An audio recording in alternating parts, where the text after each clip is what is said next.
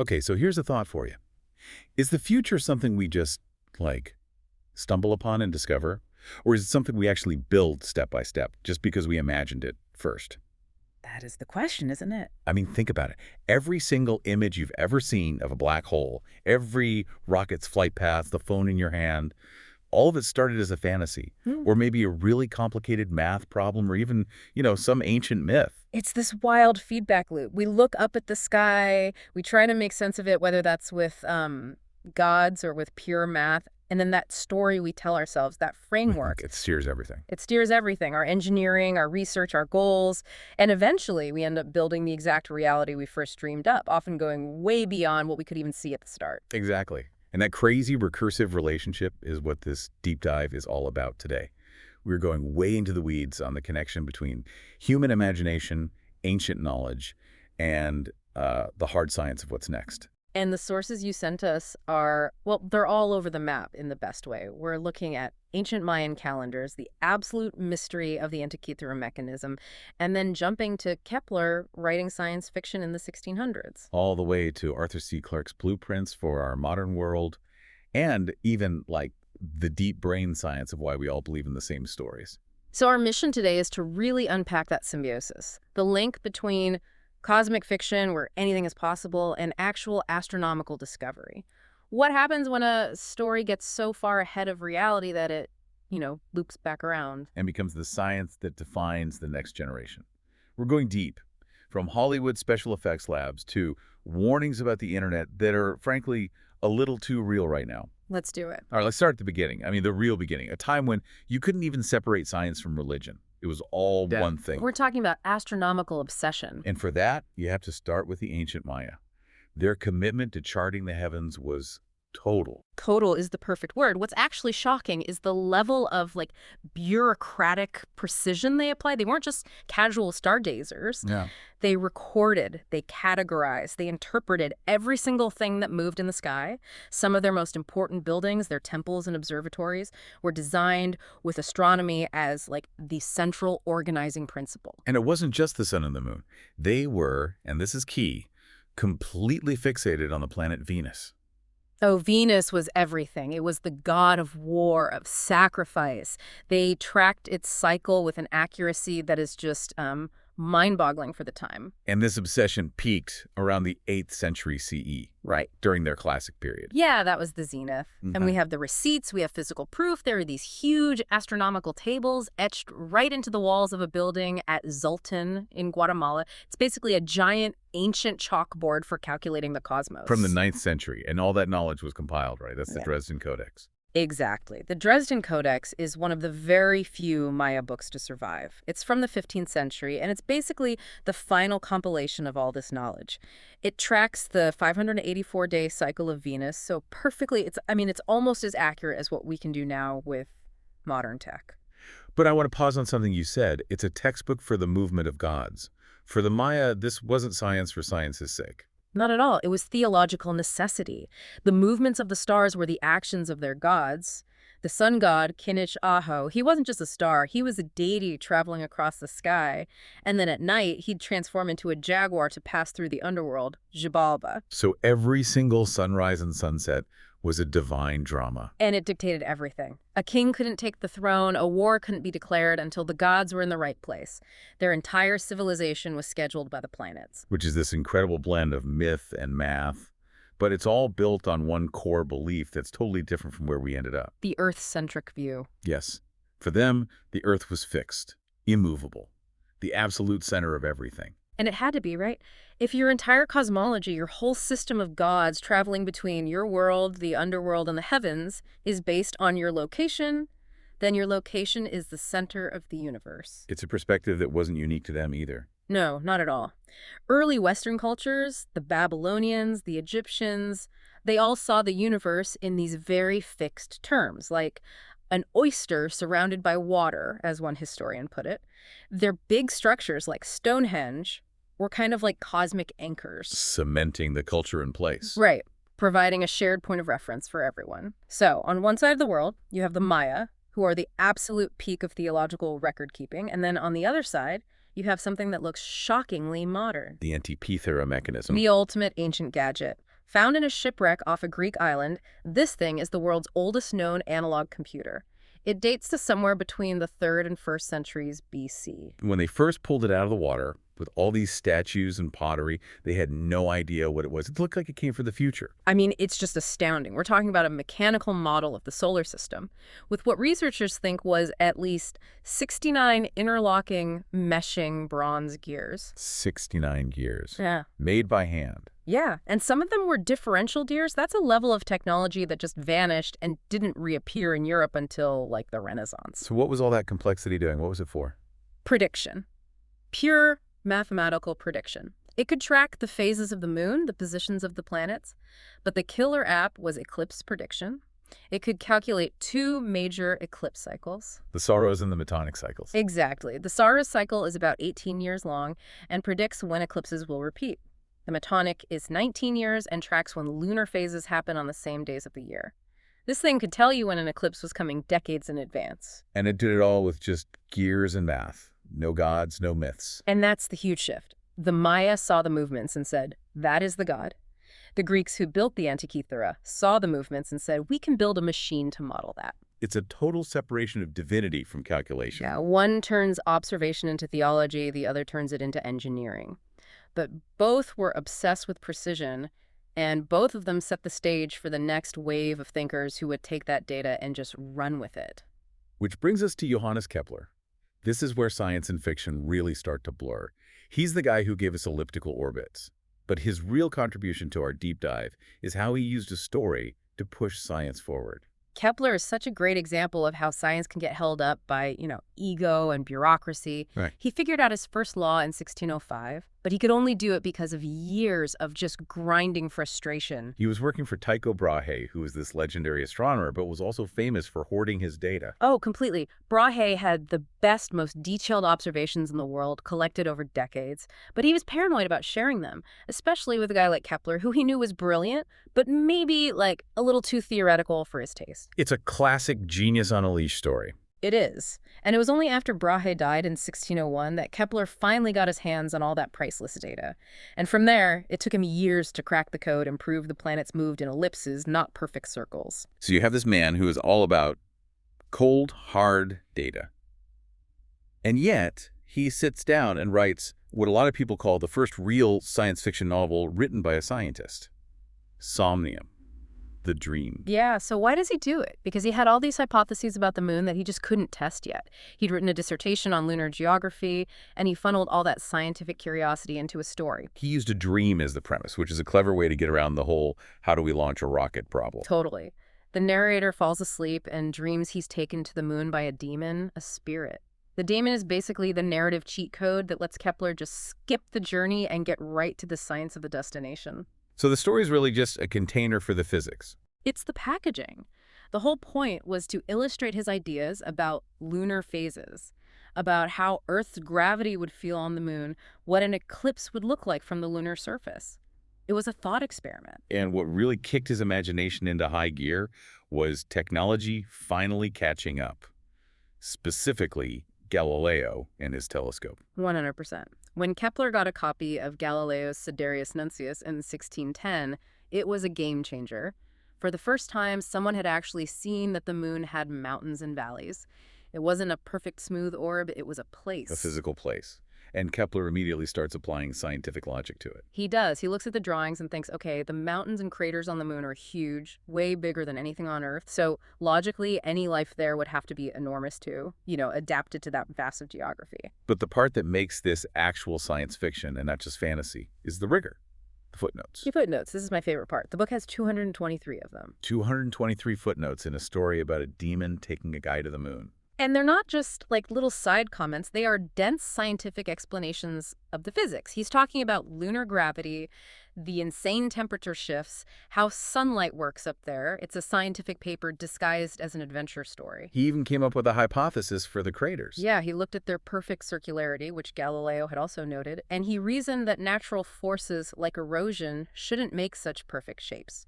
So they had to be artificial. He thought they were cities. Basically. He argued they were structures built by the giant lunar inhabitants. He called them the Prevolvens and Svolvens, as shelter from the brutal 2-week-long day and 2-week-long night. He used observation to build a testable, detailed, and completely wrong, but that's not the point. No, the point is the method. It's Yeah. the imagination acting as an engine of epistemology, like you said, creating a hypothesis based on the data you have. It's the ultimate what-if game, but backed up by math. And once Kepler did that, the next big problem for sci-fi writers was, okay, how do we actually get off the planet? The demon was a good start, but We needed an upgrade. So we see this whole evolution. Francis Godwin in 1638 uses giant migrating swans. which is amazing. Then Cyrano de Bergerac in 1657 gets a little more scientific with fireworks and rockets. Still pretty whimsical. But then it gets serious. Jules Verne, around 1870, proposes a giant cannon in Florida, of all places. Right. I mean, it was a real engineering proposal. Even if the G-forces would have turned the astronauts into jelly, it was grounded in industrial age thinking. And then H.G. Wells in 1901 just gives up on realism and invents an anti-gravity material, cavorite. Which just shows you they were all wrestling with the same problem, the physics of their time. But the most important part of all this is the visual. The French film, A Trip to the Moon from 1902. The rocket hitting the man in the moon in the eye. Everyone knows that image. It showed millions of people what it would look like to go to the moon 67 years before it actually happened. Fiction created the visual goal, the shared dream that science would eventually chase. Which brings us to today, where that relationship between fiction and science is. It's not just inspiration anymore. It's becoming a literal, measurable feedback loop. The influence is undeniable. There was a study of British professional astronomers, and something like 93% of them said they had an interest in science fiction. But here's the crazy number. 69%.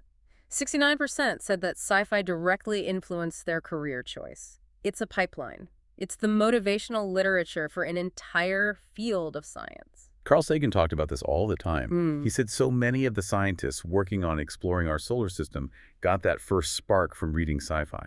It gives you the destination before you have the map. And sometimes now the fiction actually helps draw the map. The absolute best modern example of this is the movie Interstellar. Right. This was not your typical Hollywood science consulting gig. The executive producer was Kip Thorne, a Nobel Prize-winning physicist. And his job was to make sure the physics was legit, even if the story was fiction. And to do that, for the black hole Gargantua, he had to develop totally new equations to describe how light would bend in the curved space-time around it. The visual effects team, Double Negative, they couldn't just use off-the-shelf software for this. The math was too new, too complex. So they had to write their own rendering code from scratch. They called it the DNGR code. And here is where it gets wild. When they ran the code for the first time to see what the black hole would look like, they saw this weird halo of light wrapped over the top and bottom. It looked so strange they were sure it was a bug, a glitch in their new code. But Thorne looked at the images, the data that this fictional special effects tool had generated, and he realized the math was right. What they thought was an error was actually a real, undiscovered astrophysical phenomenon. It's unbelievable. He realized the intense warping of space around a spinning black hole creates this caustic effect that stretches and duplicates images of things behind it. It led to 2 published scientific papers From a movie. from a tool built to make a movie. It's proof that if you constrain your imagination with real physics, it can become a powerful simulation engine for discovery. And governments are catching on. The European Space Agency, ESA, literally funded a study called Innovative Technologies from Science Fiction. They're just openly admitting it. Let's read some books and see what ideas we can steal. And NASA does it too with their NIH program. They look at all the big sci-fi ideas, fusion thrusters, like from 2001, A Space Odyssey. Right, which is the holy grail for fast space travel. And they even look at the biggest one of all, antimatter propulsion. The fuel for the Starship Enterprise. Of course, because a matter-antimatter reaction is like 100 times more powerful than a nuclear one. For a writer who needs to go faster than light, it's a narrative necessity. For a scientist dreaming of the same thing, it's the ultimate energy goal. It just cycles back and forth. What about the really huge ideas like the space elevator? A classic. First proposed by a Russian scientist in 1895, but it was Arthur C. Clarke who really made it famous in his novel The Fountains of Paradise. The idea of a ribbon stretching from the Earth to orbit. It's so appealing because it gets rid of the tyranny of the rocket equation.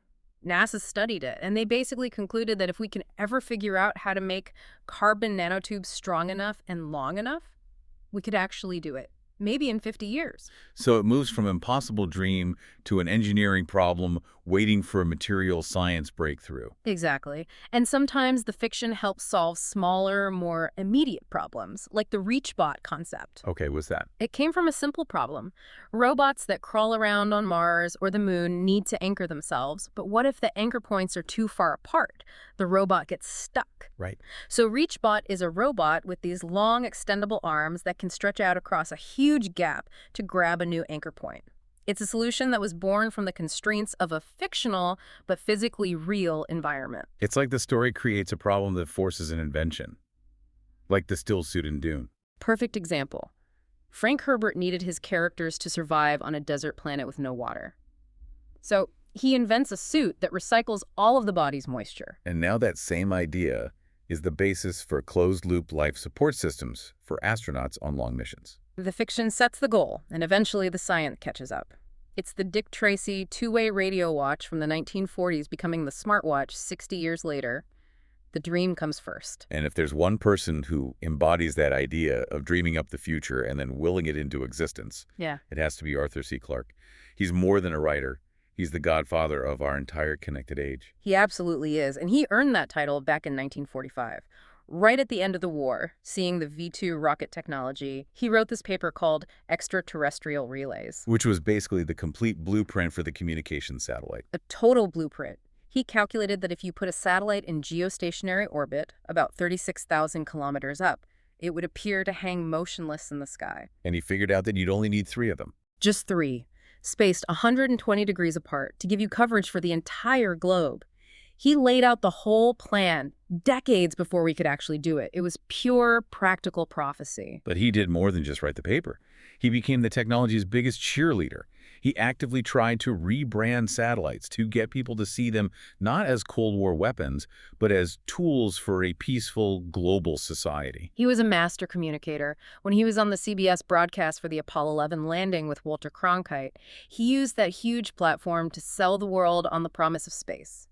And his vision for what that connectivity would do was, it's just startlingly accurate. Right. He predicted it would basically abolish time zones and create a single common time for the whole world. And he saw the end of the telephone as just a voice thing. He described this home console that would let you instantly share documents, images, data, anything. He literally described an author on Easter Island being able to wave a horrid page 1 type in front of their editor's face. He was describing Zoom and Slack in the 1960s. But this is where Clarke gets really interesting. Because he wasn't just a blind optimist. He saw the dark side of it all. He was deeply worried about information overload. And he knew it firsthand, right? He'd spent a couple of years trying to index every scientific paper published in the world. Exactly. So he asked the question, what happens when you have the entire Library of Congress at your fingertips? He was afraid the sheer volume, this embarrassment of riches, would paralyze people. That faced with infinite choice, they'd just choose nothing. And that led him to his most chilling prediction. The one that feels a little too close to home right now. He worried about the millions of people who wouldn't be able to adapt to a new society that was all about information, not manufacturing. And he grimly concluded that society might have, and this is the quote, no alternative but to use the lower electronic arts to keep them in a state of drugged placidity. Drugged placidity. Does that not sound exactly like algorithmic social media feeds? Content designed not to inform or challenge, but just to keep you passively scrolling. It's the attention economy. It is an electronically induced state to keep billions of people engaged, but not necessarily thinking. We have access to all the knowledge in the world. And we use it to watch cat videos. It's the paradox he saw coming. And he contrasted the intellectual at a cocktail party complaining about too much information with, a villager in India who was suffering from information starvation. Which is why he was such a huge champion for application satellites.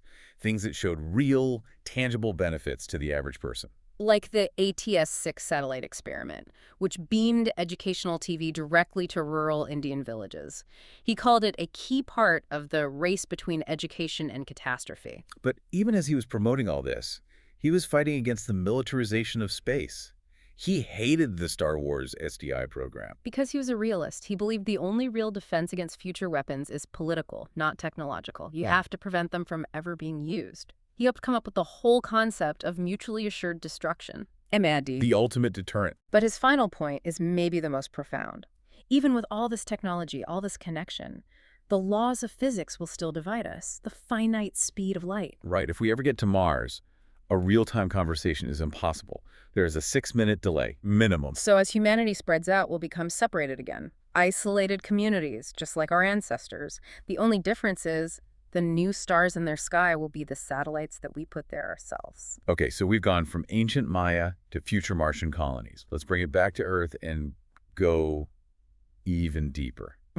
How does this fear that Clark had of drugged placidity connect back to the really ancient ways that societies have managed themselves? That's the perfect bridge. Because what is drugged placidity if not a form of social control? And societies have been using altered states for social control since the very beginning. We see it everywhere. In South America, human sacrifices were often prepared with beer, with other intoxicants. There were even some tribes where the ashes of the dead were mixed into the beer for communal rituals. It's this deep linking of consumption, ritual, and social cohesion. And it wasn't just for, like, small tribes. The Wari Empire in the Andes, from around 600 to 1000 AD. Their entire political expansion was tied to the communal consumption of chicha, which is a type of beer, and also hallucinogens. They would host these massive feasts, and getting everyone into an altered state was a key tool for cementing power. And it's always been tied to the state and to money. Ancient Egypt taxed beer. Supposedly to stop public drunkenness, but really the money was probably used to fund wars against Rome. So you have this direct line from consumption to taxes to governance to war. It even spills into modern history. The Mug House riots in London in 1715. Right, that wasn't a planned protest. It happened because two rival political factions accidentally booked meetings in the same pub, and the alcohol-fueled environment just exploded the political tension into violence. So the ritual setting itself becomes a political tool.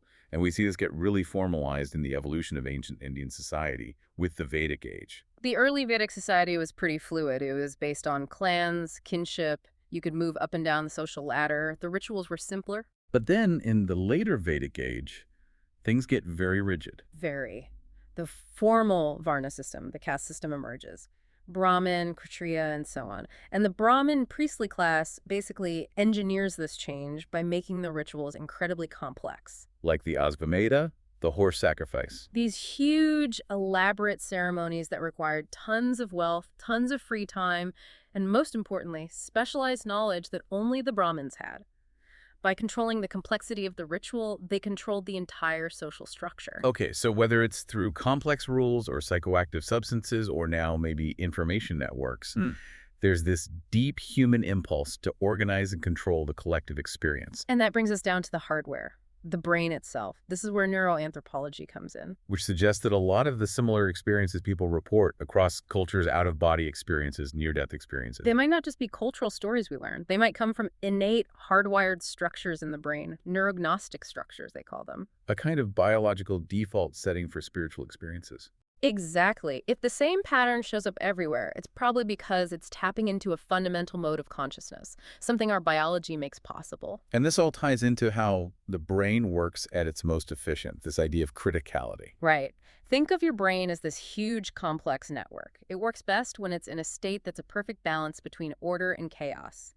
That's criticality. Too much order, and it's rigid, it can't think new thoughts. That's a subcritical state. Too much chaos and it's overwhelmed, like in a seizure. That's super critical. Consciousness seems to happen right there, in the sweet spot, at the phase transition between the two. The biological sweet spot. It's where the system is just fluid enough to be complex and adaptive. And this state is constantly being influenced by everything, our environment, the rituals we perform, the information we consume. And this shared brain wiring is what gives us shared stories, shared archetypes. Like Carl Jung's idea of the collective unconscious. The scapegoat is the perfect example. It's this universal cross-cultural pattern of finding one person or one thing to blame and then eliminating it to cleanse the whole group. We see it in ancient religious sacrifice, like the Korban. And we see it all over fiction. In H.G. Wells' The Island of Dr. Moreau, the beast men kill the doctor to try and purge the chaos he created.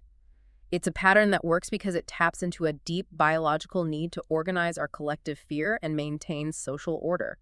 We're wired to look for a shared hero, a shared villain, or a shared sacrifice. So we started this whole deep dive asking if fiction is a blueprint for the future. And I think what we found is that it's both a blueprint and a mirror of our own wiring. It absolutely is. From Kepler sketching out moon cities to Kip Thorne using a movie's code to find new physics, the imagination is this incredible engine of epistemology. It drives us forward. It writes the first draft of the hypothesis. And sometimes, like with Arthur C. Clarke basically designing our global communications network, that draft becomes the final published reality. And Clark left us with that perfect hierarchy to think about all this. He said the growth of knowledge is the only kind of growth that uses no irreplaceable resources. It's infinite. But then he gave the warning, the crucial warning. Information is not knowledge, and knowledge is not wisdom. And we are drowning in information, but are we any wiser? We've built his global network, but we risk using it for that placidity he feared. We build our future based on what we can imagine and what our complex, critical brains allow us to believe together. And when you look up at the night sky now, you're not just seeing the planets the Maya tracked. You're seeing the satellites Clarke dreamed up, our own new stars. And the choice is still there, isn't it? It rests right on that biological sweet spot of criticality. Do we use this incredible network to pursue wisdom, to foster global understanding? Or do we use the lower electronic arts to manage our own fear, to keep ourselves complacent? So the question for you, for all of us, is this. Now that we have the ultimate tool for connection, this global brain, will we use our deep collective need for a good story to find knowledge? Or will we just settle for the comfort of the scapegoat and the endless distraction of the feed? The answer is up there, orbiting 36,000 kilometers above us, just waiting for us to decide. That was your deep dive.